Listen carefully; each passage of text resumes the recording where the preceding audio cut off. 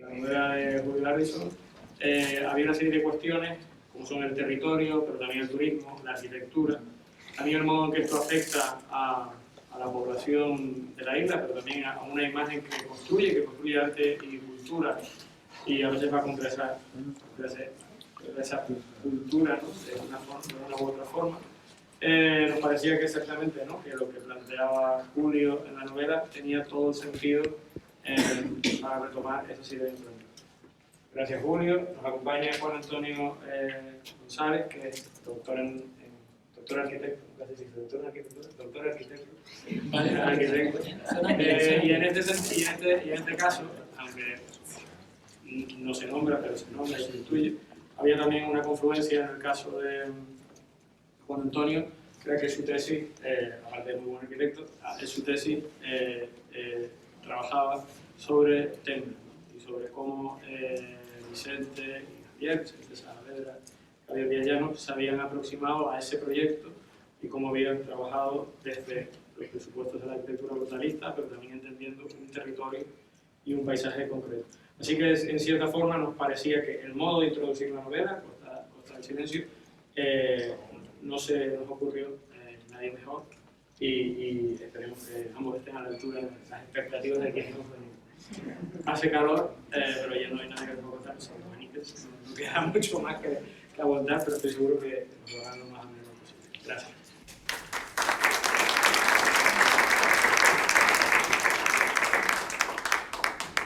Bueno, buenas tardes a todos.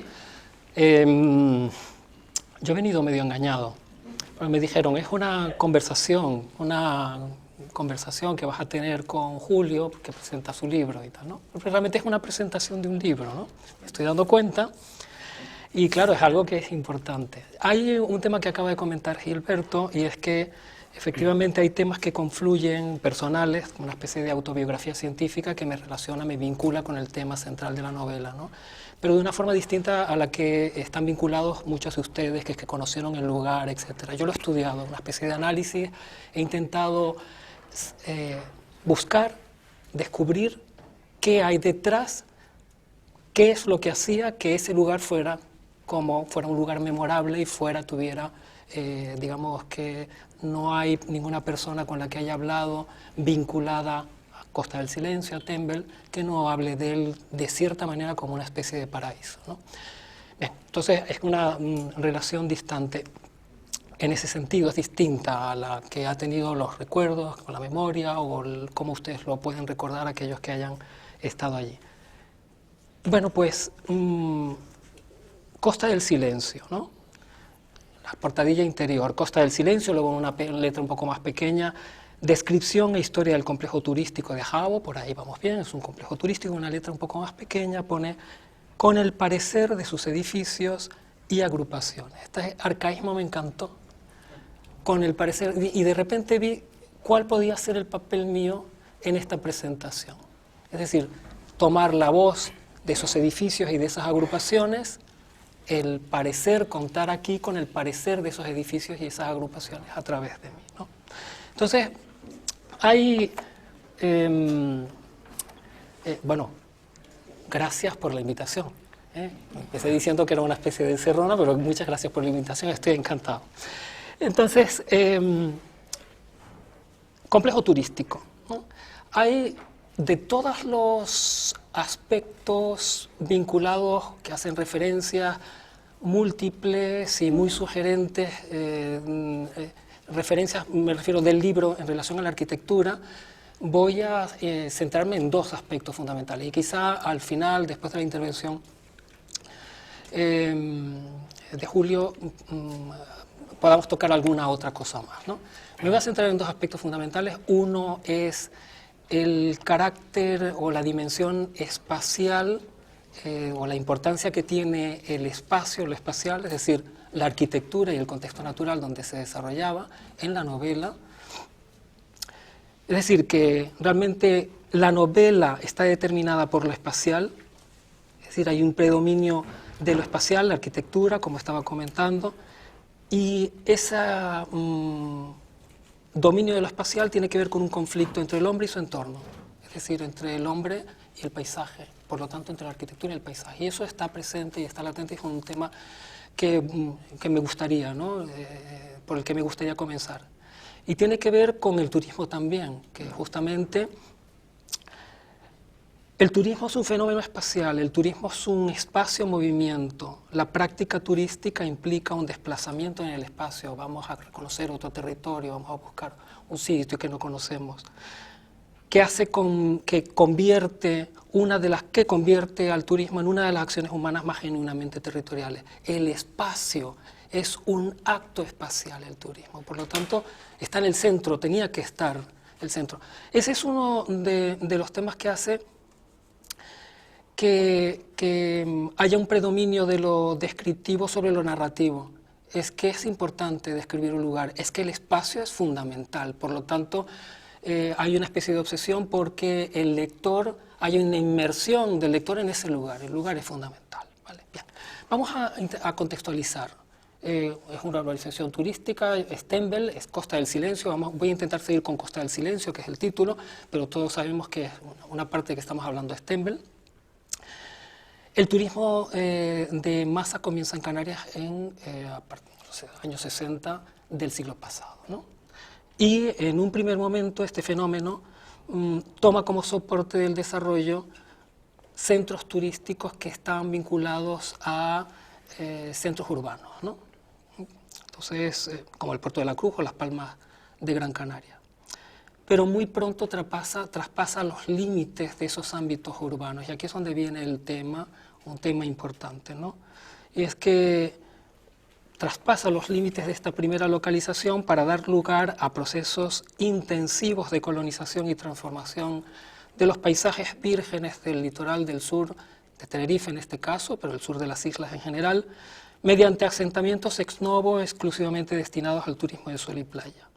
En este sentido, Tembel fue el primer desarrollo turístico del sur de Tenerife. Y el terreno donde ellos fueron a visitar para hacer la operación, la intervención arquitectónica, estaba constituido por una plataforma de superficie natural, no transformada por la agricultura y caracterizada por malpaís, trozos de malpaís, de lava volcánica y de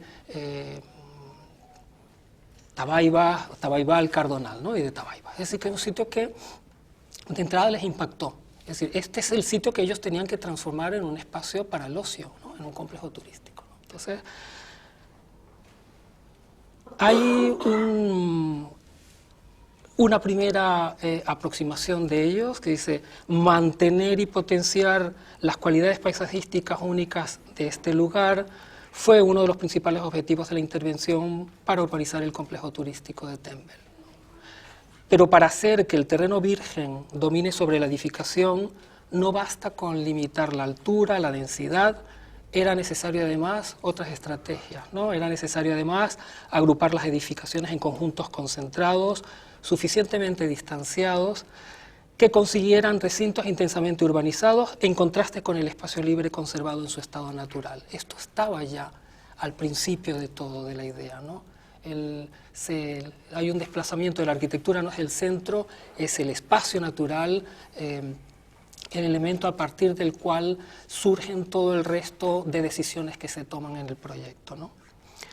De esta manera nace la idea de agrupación.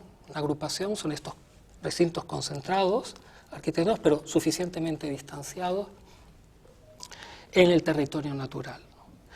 Hay un tema que tiene que ver con el turismo, y es que el punto de partida sobre investigación de nuevos tejidos turísticos parte de la necesidad de llegar a un equilibrio. Esto es un tema, creo que es un tema fundamental. Subo la voz para...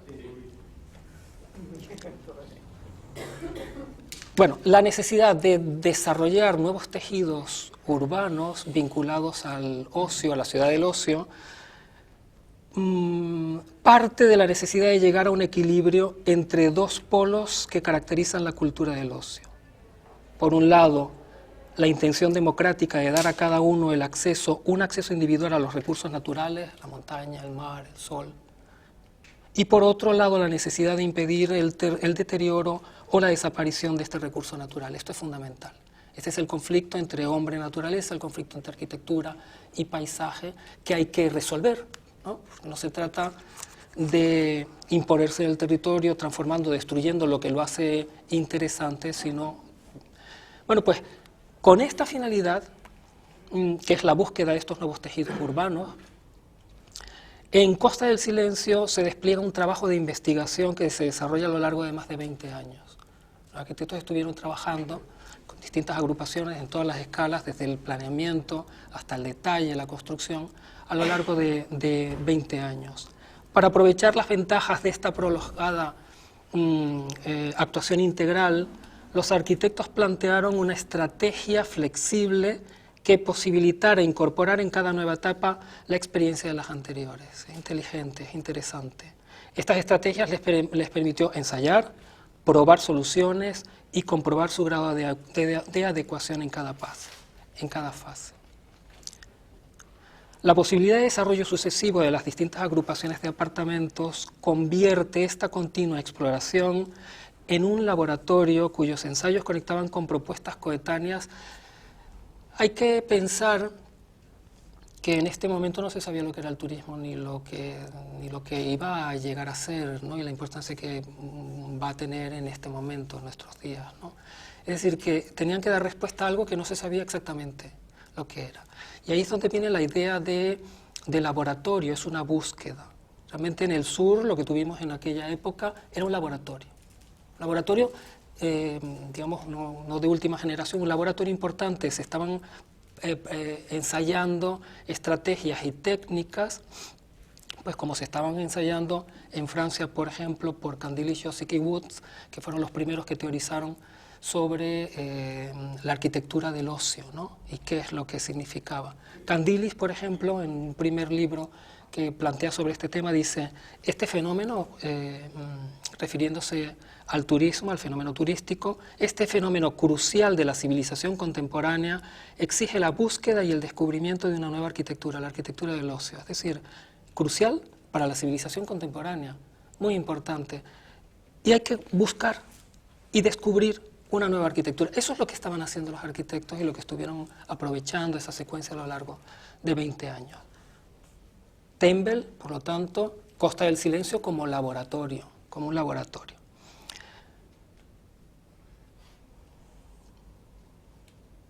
Bien, ¿y qué técnicas o qué estrategias estaban utilizando? Pues las mismas que se estaban utilizando, por ejemplo, en Francia, en el mismo momento, ¿no? Que, digamos, eran una práctica emergente en el urbanismo del ocio, pero era un urbanismo que gestionaba la nueva ciudad, ¿no?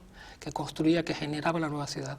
Y era una doble estrategia de disección y reconexión. Disección significa que el proyecto turístico se descomponía en sus partes más pequeños, en sus pequeños elementos, y reconexión significa que las diferentes partes eran nuevamente combinadas, yuxtapuestas, superpuestas y reconfiguradas con una nueva figura urbana. El alojamiento en un espacio turístico, en un centro de ocio, no es igual que en una residencia temporal. Había que buscar las tipologías que se adecuaran a ese objeto, ¿no? Y por otro lado, falta buscar también las figuras de la colectividad, los espacios de la colectividad en estos espacios donde había una serie de actividades diferentes, ¿no? vinculadas al ocio. Bueno, pues esta práctica emergente que estaban desarrollando a lo largo de los distintos proyectos, se puede ver, se puede detectar, digamos, si uno ve en Tembel, en el desarrollo de Tembel de estos 20 años, a través de agrupaciones como Santa Ana, Drago y Frontera, por ejemplo, ¿no? Por poner algunas que trazan una línea de evolución en el desarrollo de un modelo turístico que va tomando forma mediante la transformación progresiva de unas tipologías y organizaciones espaciales con claras referencias urbanas. Es decir, Santa Ana, habían calles, habían casas, patio, habían manzanas, ¿no? En otras más rígidas, con referencias urbanas más rígidas, centradas, que significaban una transformación casi completa del territorio, del espacio natural, representaba esa transformación. en otras más flexibles, abiertas, directamente vinculadas a la naturaleza del paisaje y que permitían un mayor respeto, una mayor cantidad de espacio que se podía mantener en su estado natural, ¿no? Hay esta recomposición que estaba comentando, de reconexión, se hace a través de una especie de composición serial tridimensional. Se ven las piezas de los apartamentos, cada uno se va componiendo con esas distintas piezas, configurando distintas figuras, haciendo que cada una de las agrupaciones tenga una personalidad propia.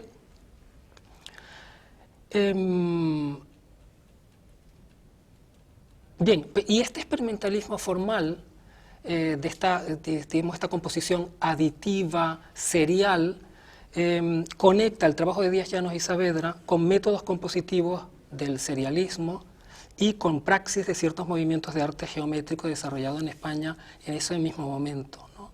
Y entonces siempre caemos en el tema, oye, qué bien, qué modernos eran nuestros arquitectos, ¿no? Que utilizaban las mismas técnicas, ¿no? Que actuales estaban.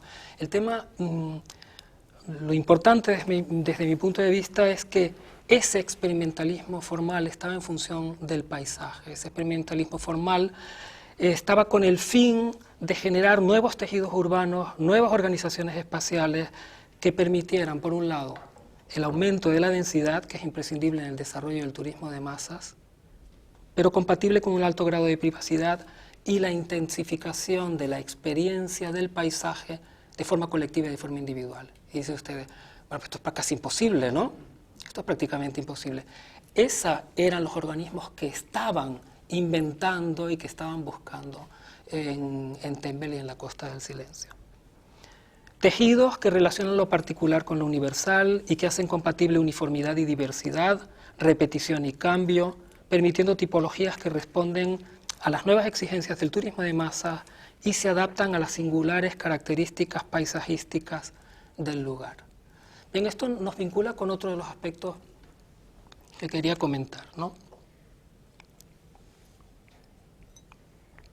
Que es, y que tiene que ver con el carácter ensayístico de la propia novela. Es decir, hay digamos, una serie de ideas, conceptos, de temáticas que se proponen, pero hay una que a mí me parece fundamental, en la que me voy a detener, que es el concepto de utopía, la idea de utopía, ¿no? Que nos lleva, digamos, el concepto de, digamos, la dimensión espacial que comentaba anteriormente, nos lleva a la arquitectura y su relación con el paisaje, y el de la utopía nos lleva a la arquitectura nuevamente, ¿no? Porque realmente Tembel fue una utopía moderna convertida en realidad, ¿no? Una utopía realista. Aquí es muy interesante el prólogo de Bernat Castanis, ¿no? Que trata este tema, creo que de una forma muy precisa y muy interesante, ¿no? Y dice, se trata pues de asumir la realidad en sus términos para tratar de construir alternativas reales. Bueno, pues Tembel, Costa del Silencio, supuso la construcción de una alternativa real, supuso la construcción real de una alternativa. ¿De una alternativa a qué? ¿No? Pues de una alternativa a modelos como el que planteaba el Plan Nacional de Turismo, ¿verdad? Con el que se desarrolló, por ejemplo, Maspalomas o toda la Costa del Sol, que tenía una característica, y es que valoraba el territorio solo como soporte funcional de una actividad productiva, ¿no?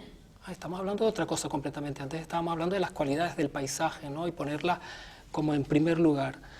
Y digo que fue una alternativa a este modelo que valora el territorio solo como soporte funcional de una actividad productiva, a cuyo servicio se orientaba la escasa planificación que servía como estrategia de control del suelo y no de lo que se ponía sobre él, ¿no? Estamos hablando de todo lo contrario. Se trata de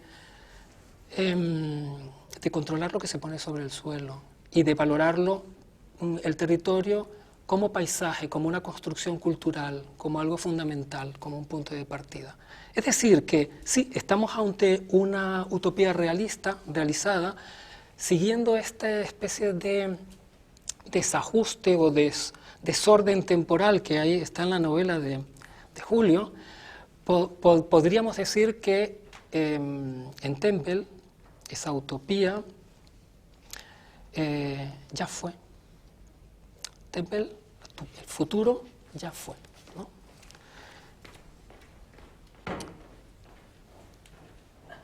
Bueno, pues, ¿y cómo se hacía? ¿Cómo se hizo en Tembel? Pues colocando, desplazando el hombre, por lo tanto desplazando la arquitectura, que es como su acción sobre el territorio, del centro, y colocando en primer lugar el territorio y el paisaje, ¿no? Hay mecánicas y técnicas de cómo lo hicieron, que a lo mejor me gustaría después acercarnos a estrategias paisajísticas o algún tipo de este tema, ¿no? Pero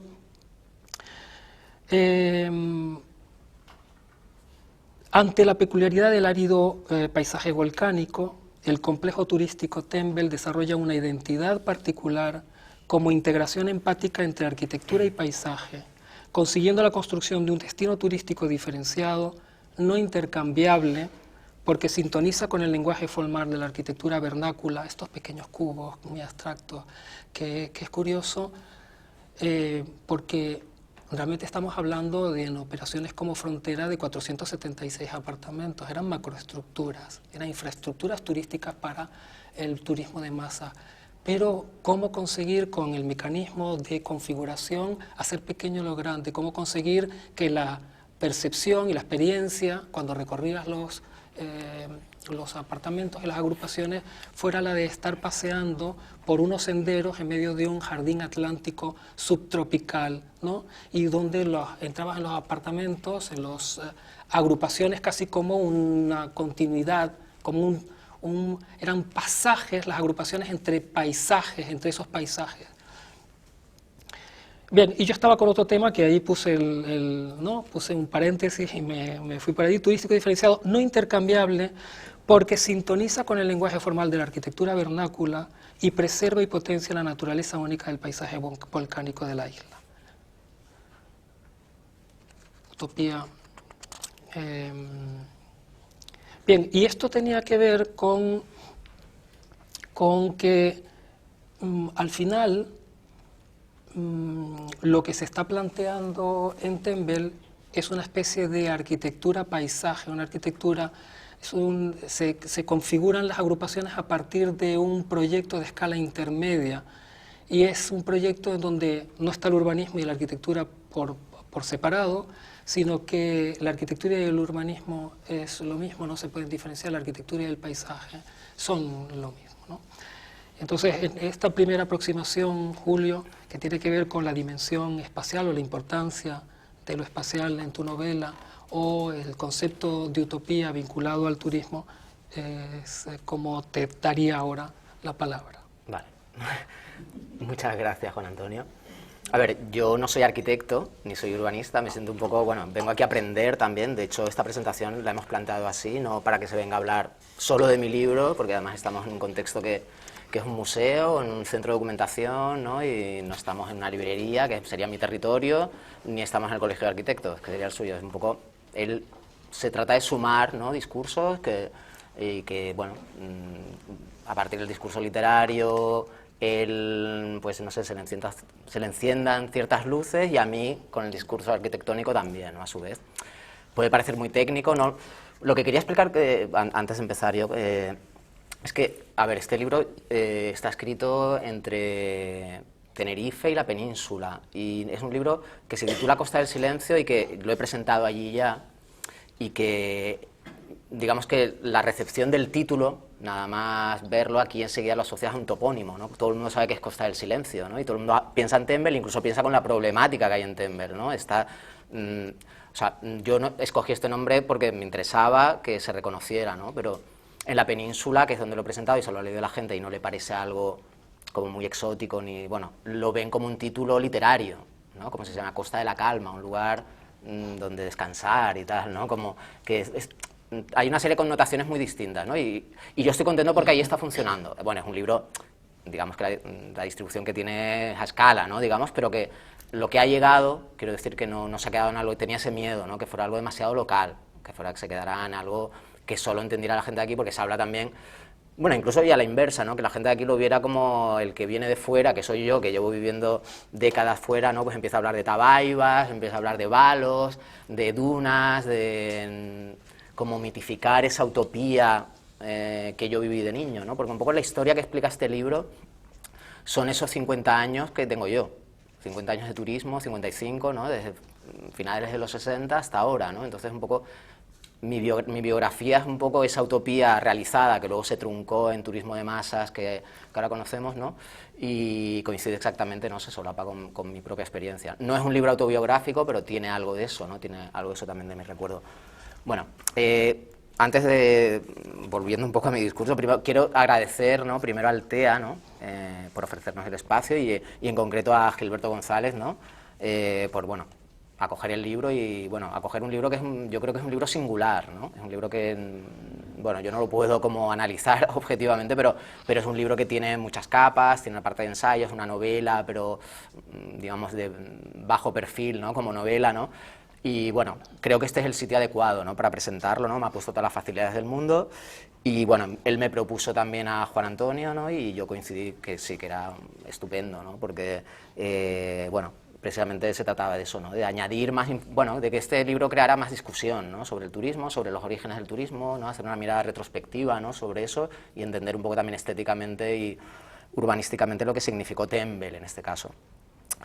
También TEA para mí fue dentro de la génesis, por decirlo de alguna manera, a mí no me gusta hablar así de los libros, pero también TEA significó para mí algo importante porque en el 2017 hubo una exposición que se llama Materia Contemporánea, que eran 50 años también de arquitectura de Vicente Saavedra y Javier Díaz Llanos, y yo casualmente estaba aquí de vacaciones y la visité, ¿no? Y entonces yo tenía muchas ideas de escribir un libro, como no el típico que vive fuera, pero sí que me había ido leyendo, incluso casualmente me encontré un libro de Pérez Minic en El Rastro, lo compré y empecé a leer, bueno, sobre literatura canaria, me interesé por Pedro García Cabrera, que estás en la península, y mi contacto más que afectivo y de venir era como, sobre todo, en ese sentido literario. Entonces pasé por aquí, vi esta exposición, y todas esas ideas de insularidad, porque en este libro hay muchas ideas, digamos que las agrupaciones de Tembel para mí son las Islas Canarias también, ¿no? Es un archipiélago de islas y el personaje es como nombre isla, ¿no? También, ¿no? Entonces me sirvió un poco para cristalizar todas esas ideas que yo tenía sobre qué significa la psicogeografía insular, qué significa vivir rodeado de mar por todos sitios, qué significa estar a 3.000 kilómetros de la península o los kilómetros que sean, ¿no? Una serie de cuestiones que Tembel me ayudaba como a concentrarlo en un espacio-tiempo, ¿no? Y además coincidía también con estos 50 años que tenía yo, ¿no? Un poco, me ayudó mucho ver esta exposición y ver, ¿no? Físicamente cómo era esa utopía realizada de Tembel, ¿no? Bueno, esto por lo que respecta a TEA, ¿no? Luego también agradecer a Juan Antonio, por supuesto, ¿no? Que ya he dicho, yo no soy un arquitecto, soy un poco un intruso, me he puesto a hablar en este libro de arquitectura, me he puesto a hablar de urbanismo y de 1000 cosas más, ¿no? Pero bueno, es la gracia de este libro, yo creo que es un poco un collage, ¿no? Es un poco un libro, salvando las instancias, como Moby Dick, ¿no? Que habla de, hay una historia, unas aventuras, ¿no? Pero sobre todo, si te lees el libro, que es muy grueso, hay pues muchas partes que se habla de los tipos de ballenas que hay en los océanos, los libros que hablan de ballenas y cómo están dibujados, cómo son los útiles de pesca, ¿no? Hay mucha parte descriptiva, ¿no? Y todo en un espacio natural, cósmico, casi, ¿no? Como que es el océano y la amenaza de la ballena, ¿no? Que aquí también un poco está, porque está la amenaza del volcán. Yo este libro también lo escribí antes del volcán de La Palma y para mí tenía que estar el vulcanismo, ¿no? También como elemento del paisaje, pero como elemento también que fundamentara, ¿no? El libro, ¿no? Como el tiempo geológico, ¿no? Entonces, bueno, yo también me tuve que documentar para escribir el libro sobre vulcanismo, no tenía tampoco ni idea, ¿no? Bueno, no tenía ni idea. También parte del libro era eso, yo aprender cosas que, a ver, yo no sé cómo será ahora, para mí en el colegio no me enseñaron, ¿no? Tampoco quiero reivindicar ahora por una cuestión de educación, pero a mí no me enseñaron que era un volcán, ni los volcanes que había en Canarias, ni que era Montaña Roja, y claro, y yo, pues, el Picón, y entonces la Pili, el Piroclasto, la Escolar, y que hemos aprendido todos con La Palma, ¿no? Pero en ese momento yo no lo conocía, y bueno, me sirvió un poco para, bueno, no hago más digresiones, simplemente que me sirvió, bueno, quiero decir que agradezco mucho a Juan Antonio, ¿no? Que está aquí, por un lado, por esta mirada objetiva, que puede parecer un poco de experto, ¿no? Y que parece que en un libro es demasiado, ¿no? Porque es un libro de literatura, pero es un poco la aproximación que hay de este libro también, ¿no? Es una aproximación descriptiva, ¿no? Como objetiva, ¿no? Incluso el personaje principal es un hombre que viene de Finlandia, que viene a escribir un informe sobre un complejo que no se sabe qué va a pasar, ¿no? Y es esa mirada distante, ¿no? Que también es mi mirada, ¿no? Como persona que viene de la península, que tiene esta distancia, ¿no? Esta mirada del experto, un poco para enfriar, ¿no? También, ¿no? Para enfriar la relación que puedo tener yo con la isla como escritor, ¿no? Y bueno, esta mirada un poco técnica, ¿no? Descriptiva, ¿no?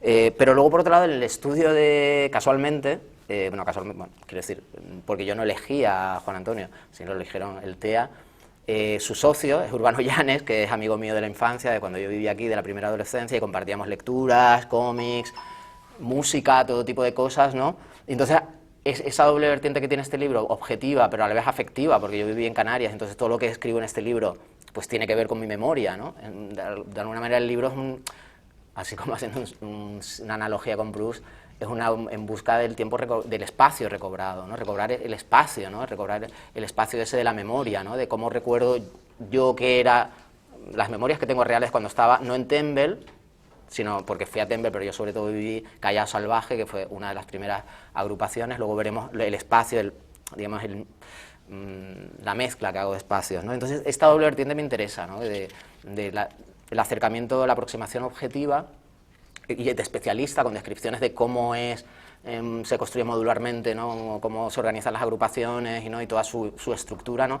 Y esta mirada también de la memoria y cómo se construye también la memoria, ¿no? Que es también parte, yo creo que de una parte importante de este libro, ¿no?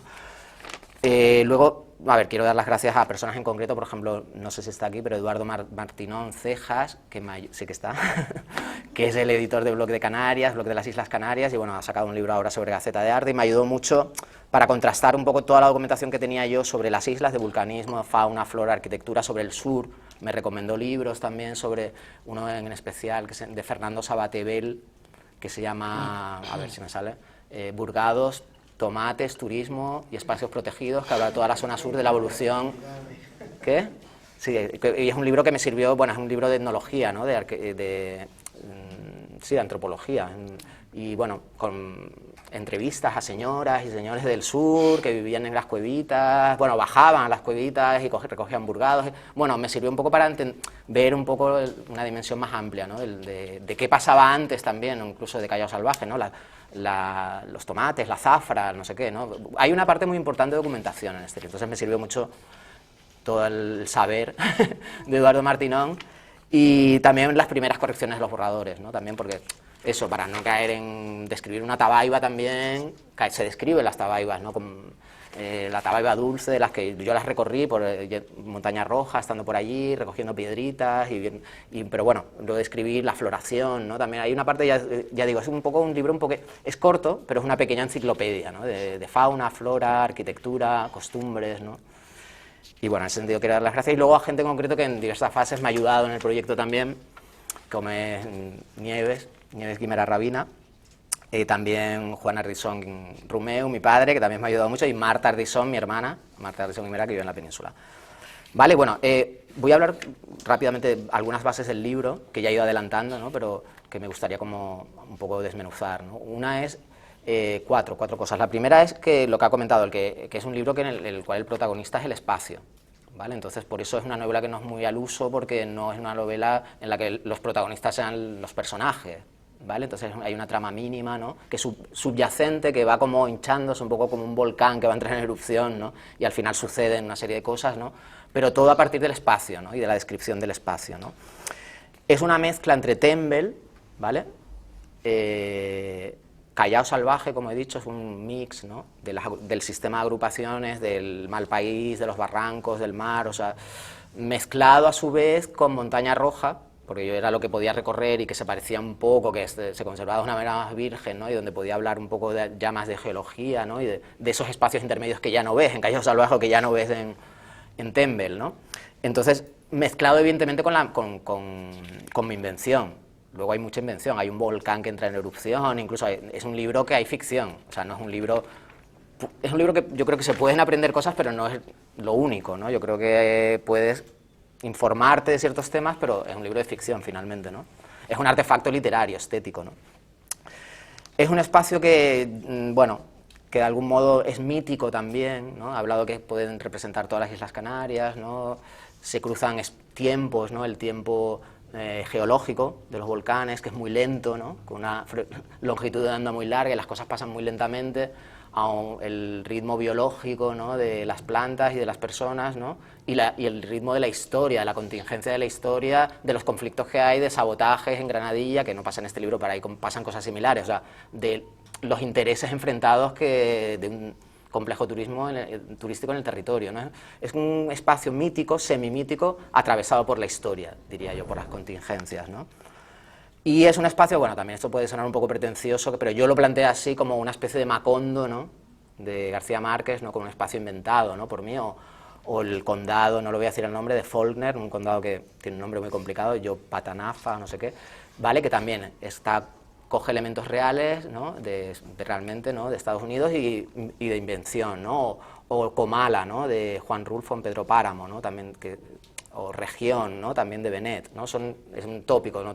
Yo cogí este espacio y lo hice como si fuera un espacio un poco fundacional, ¿no?, mítico fundacional, ¿no?, con un giro irónico porque está atravesado por la historia, no pretende ser una epopeya ni ser un libro épico, ¿no?, pero tiene algo de eso por debajo, ¿no?, yo creo.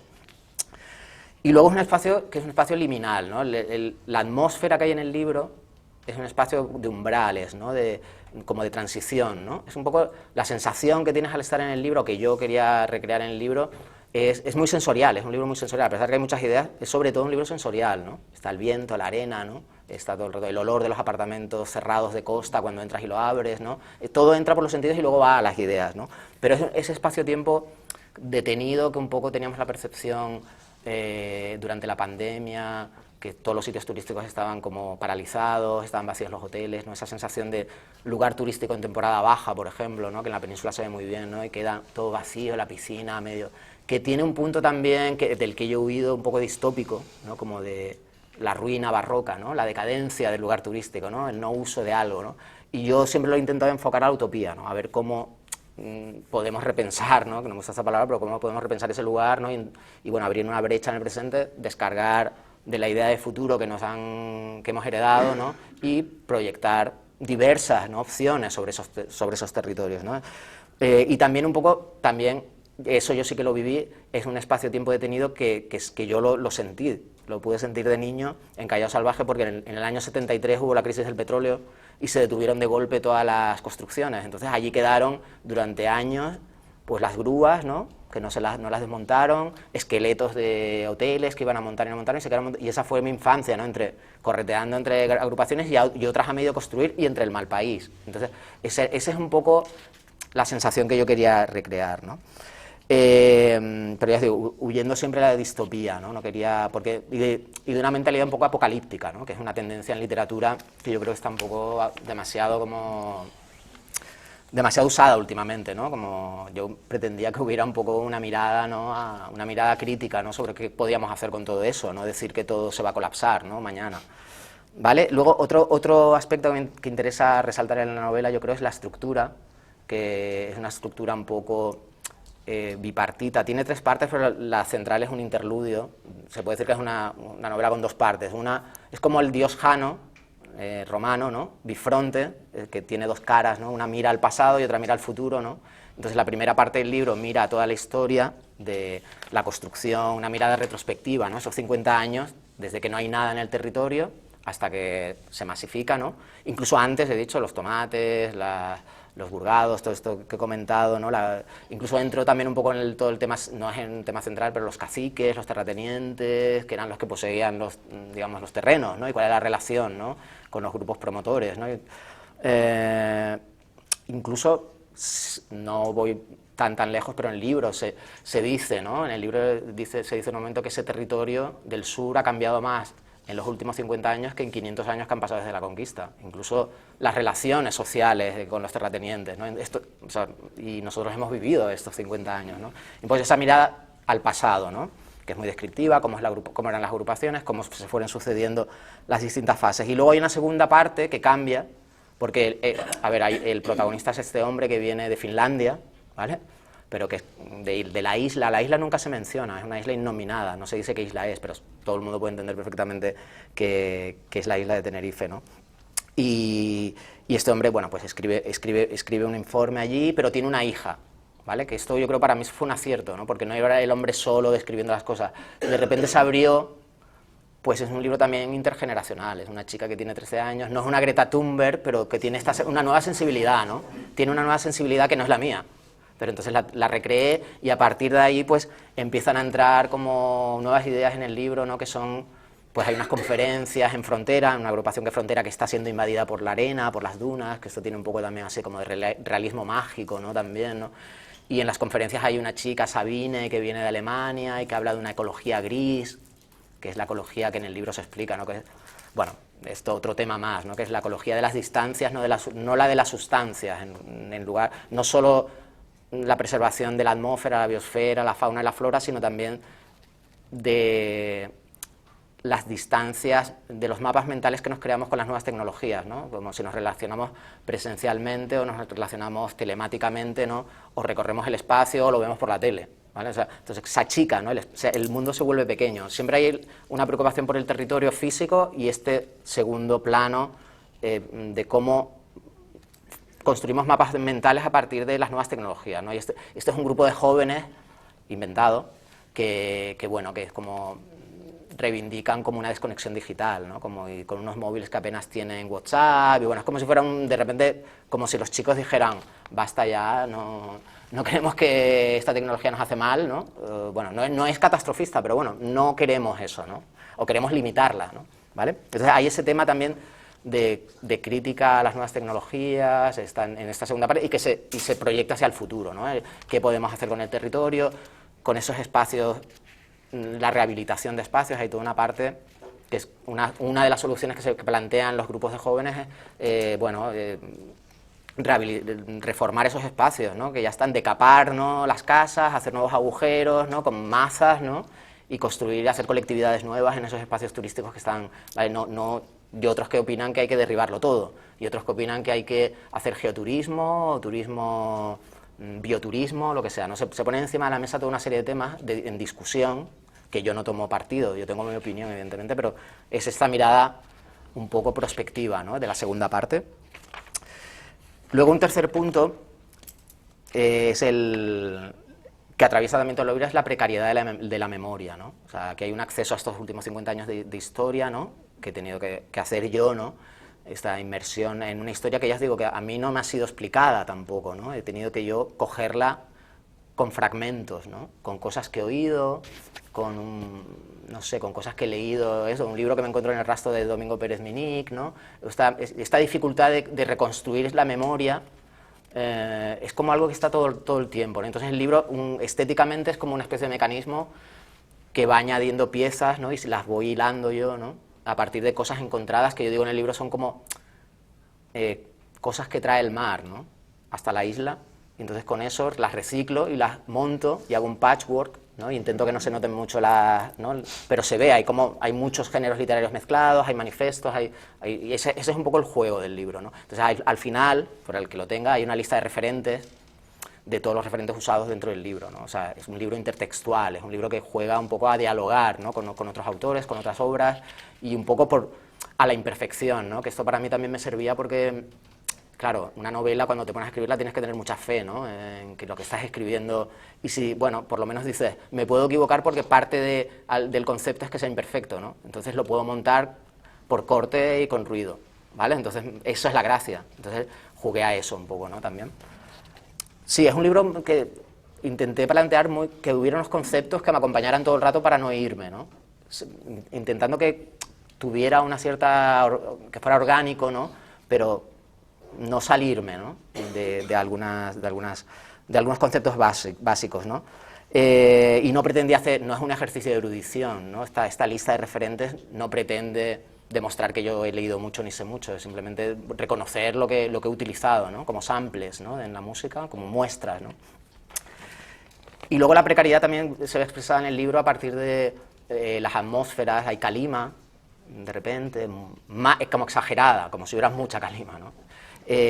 O no sé, el viento, ¿no? Que está todo el rato, te confunde y no puedes oír, y oyes el zumbido, la arena que lo llena todo, ¿no? Como cuando estás en la Tejita, ¿no? En el Médano, hay los tiempos que se mezclan, ¿no? Es como un poco, sale al principio del libro, se describen unos cuadros que realmente estaban en un apartamento de Callao Salvaje de Pedro González, de Cosmoarte, de 1970, que se ven como, son cuadros abstractos, que se ven unos homúnculos, unas figuras antropomórficas en blanco y negro que parece que no tienen norte ni sur, ¿no? Que están como desbrujuladas un poco, ¿no? ¿Vale? Y esa es un poco la sensación del libro también, ¿no? Y al principio eso se llama, bueno, una écfrasis, ¿no? Se describe un cuadro, ¿no? Que es un tópico también en el arte, pictura poesis, ¿no? Una poesía que describe un cuadro, ¿no? ¿Vale? Entonces, en este caso, en el primer capítulo hay una descripción de un cuadro de Pedro González que dice esto, que está todo moviéndose, que las sombras no sabes qué significan, ¿no? Que hay esta confusión, ¿no? Del cuadro abstracto. Y luego un poco el libro en sí, todo es como una especie de esa sensación de esos cuadros de Pedro González, ¿vale? Bueno, eso es lo que he intentado más o menos. Y luego, por último, el último punto es que es un libro que lo he avanzado ya, es una mezcla de géneros, ¿no? Un libro que se mezclan los géneros, ¿no? Igual que se mezclan los referentes, también se mezclan distintos géneros. Es una novela, ya he dicho, como de bajo perfil, ¿no? Porque los personajes están desdibujados, son como entidades más que personajes, ¿no?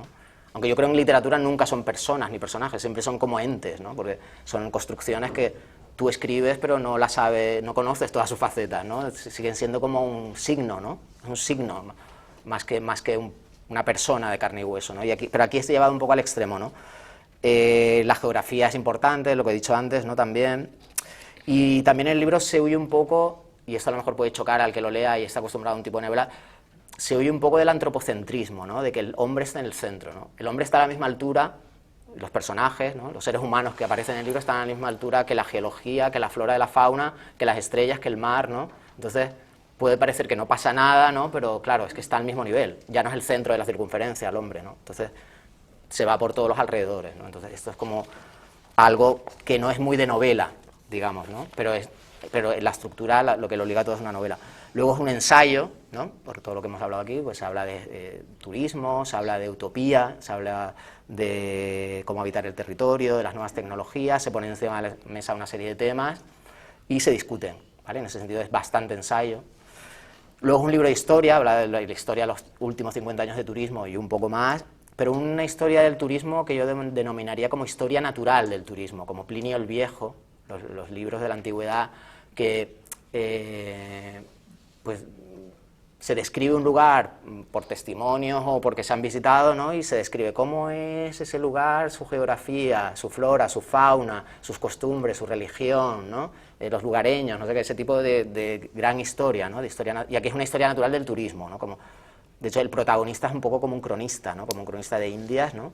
Que llega con los ojos limpios, ¿no? Casi como un extraterrestre, ¿no? De hecho, bueno, este subtítulo que ha leído antes Juan Antonio, con el parecer de historia y descripción del complejo turístico de Ajao, con el parecer de sus agrupaciones y edificaciones, esto se ha sacado de Torriani, del libro de descripción de las Islas Canarias, tal cual, lo que él dice, descripción de las Islas Canarias con el parecer de sus fortificaciones, porque él vino acá.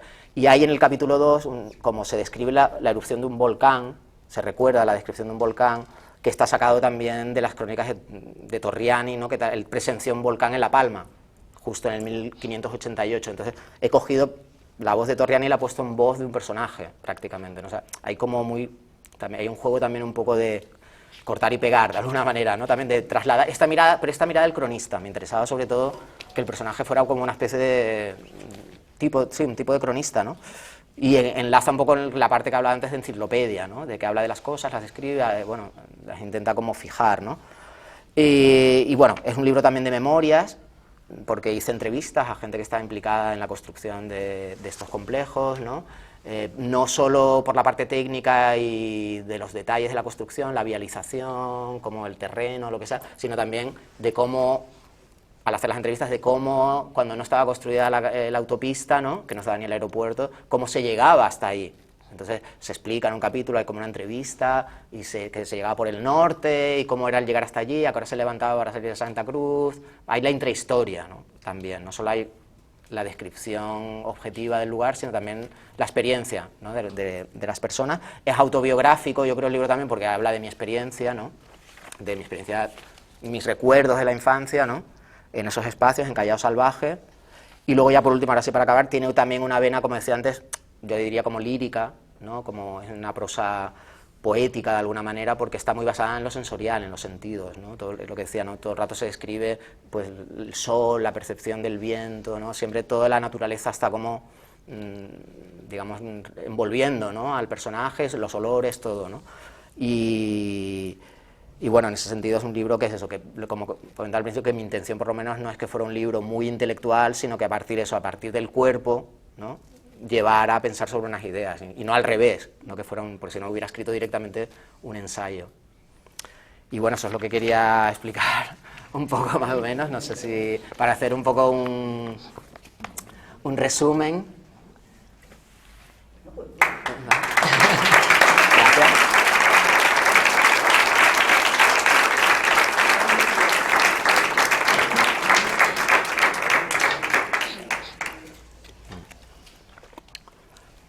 Pues no sé si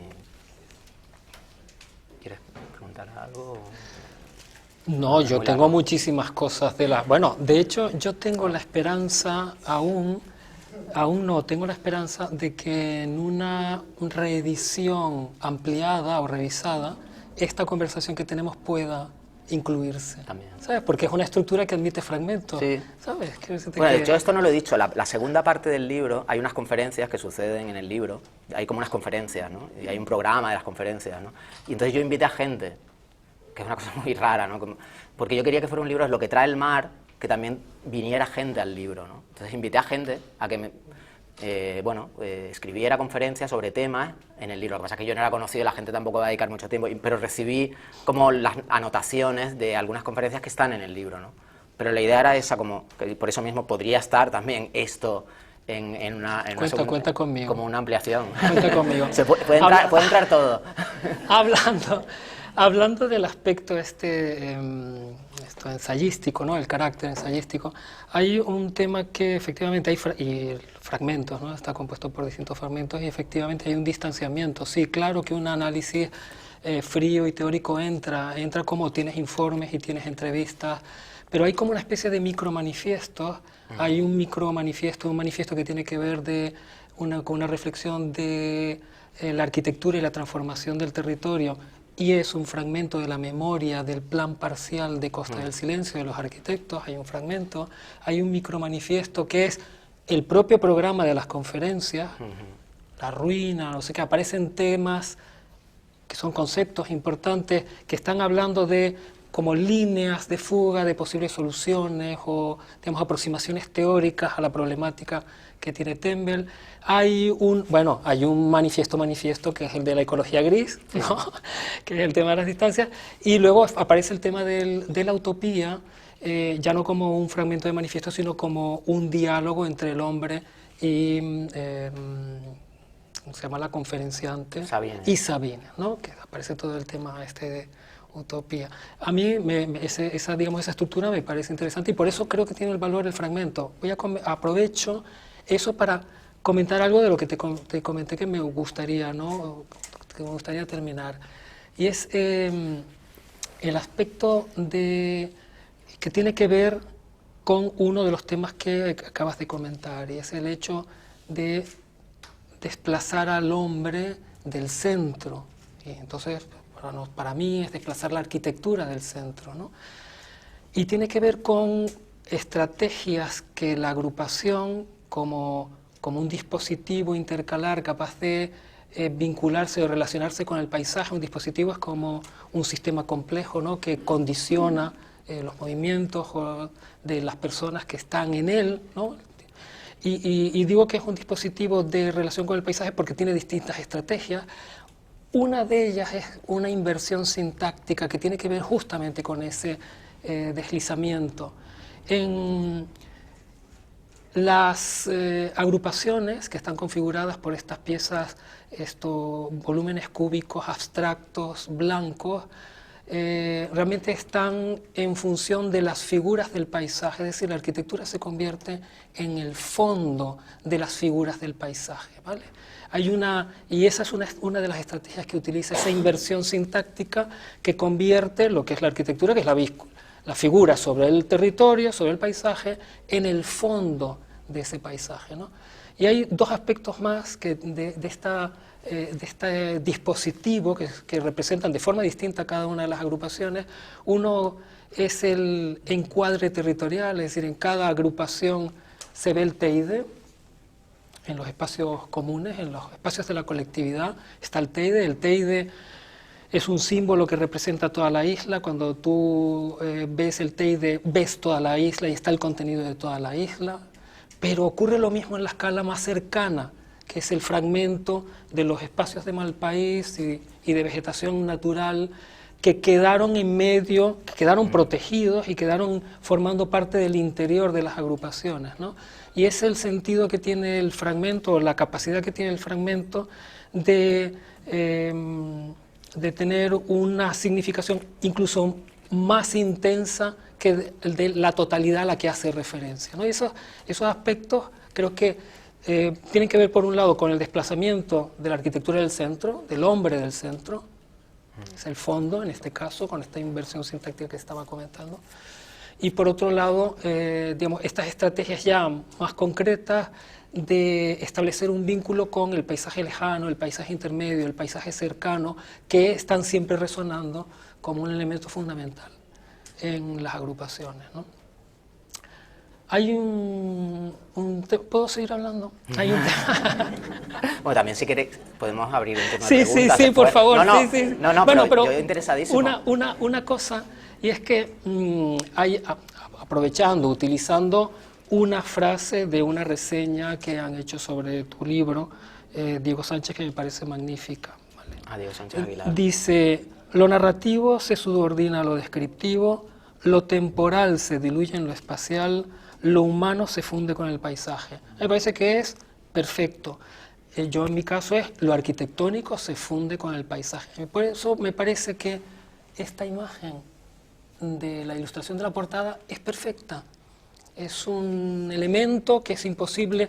Están los volúmenes cúbicos, que parece que es la arquitectura, no es la abstracción, lo abstracto sobre lo figurativo, es lo construido sobre lo natural, la arquitectura sobre lo natural, pero es inseparable, es como un elemento monolítico, inseparable, que habla de esa fusión. Cuando estamos hablando de no es solamente invertir y poner de fondo, es fundir, es hacer una arquitectura paisaje, es fundir el hombre con ese territorio, con esa naturaleza, con el contexto y tal. Sí, aquí yo diría nada más que hablando ya de la que la hizo Daniel Bravo Barroso, tengo que decir que es un artista catalán, ¿no?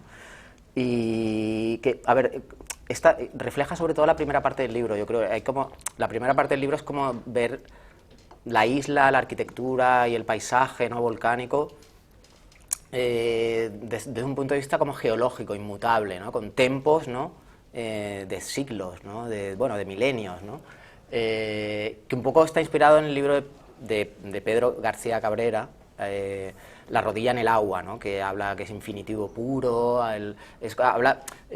trata la isla como, en este sentido, ¿no?, como roca monologante, ¿no?, en medio del mar, ¿no?, como una cosa encerrada en sí misma, ¿no?, inmutable, hierática, ¿no?, como esa cosa así de pétrea, ¿no?, y es la fusión entre, y la arquitectura es un poco que se funde, es parte también de la geología en este sentido, ¿no?, aunque sea dure menos, no sea más contingente, ¿no?, y sin embargo la segunda parte del libro, al entrar estos personajes jóvenes, entra digamos que el elemento principal ya no es la piedra, sino que es el viento, ¿vale? Mueven la arena, empiezan a cubrirlo todo, envuelvan a los personajes y se le mete casi dentro el viento, ¿no? Es como, entonces todo es como, sí, digamos que la cita que encabeza el libro, que es de Pedro García Cabrera, yo creo que define muy bien este contraste, que es, la isla es lo arquitectónico en medio de lo musical, ¿no? Que para mí define un poco la sensación, ¿no?, que se ha querido. Y bueno, esto comentaba. Y bueno, y luego aparte técnicamente esto es una piedra realmente que está escaneada, bueno, se puede comprar en internet este tipo de piedras, es una piedra volcánica de aquí, de Tenerife, ¿no?, que la fotografían desde muchos ángulos, ¿no?, hay como la compras, ¿no?, y luego lo montas. Esto está hecho en 3 dimensiones, real, y bueno, hay vídeos y todo, o sea, se puede como y cogimos al final esta perspectiva, ¿no?, la teníamos en muchas, esto por una cuestión más técnica de la ilustración, ¿no?, pero bueno. Bueno, no sé, yo creo que vamos un poco ya, si quieren, no sé, preguntar algo, ya sé que es un poco difícil a veces, como en estas situaciones. Solamente a ver si podías completarlo un poquito con tu vuelta a ese lugar después de tu infancia y adolescencia, si has vuelto y qué has sentido de todo aquello que tenías. A estos paisajes. Ya. Paisaje, A ver, volví, al primer sitio que volví fue a Montaña Roja, a La Tejita, un apartamento que tiene mi padre allí, entonces me instalé allí, de ahí grandes partes del libro las escribí allí. Entonces, claro, allí es un placer, porque me iba andando y era como si estuviera Simón en el desierto, ¿no? Como me iba caminando, me subía a Montaña Roja, daba la vuelta, cogía unas piedritas, ¿no? ¿Sabes? Como, y era, claro, podía como fantasear, ¿no? Con que toda la isla era así, ¿no? Cuando no, pero bueno, evidentemente, pero bueno, es un lujo.